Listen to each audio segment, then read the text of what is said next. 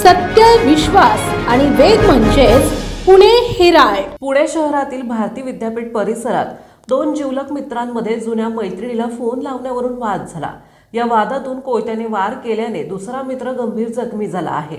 2 फेब्रुवारीच्या रात्री 8 वाजता ही घटना घडली असून सीसीटीव्ही कॅमेऱ्यात कैद झाली आहे. पोलिसांनी या प्रकरणाचा तपास सुरू केला आहे.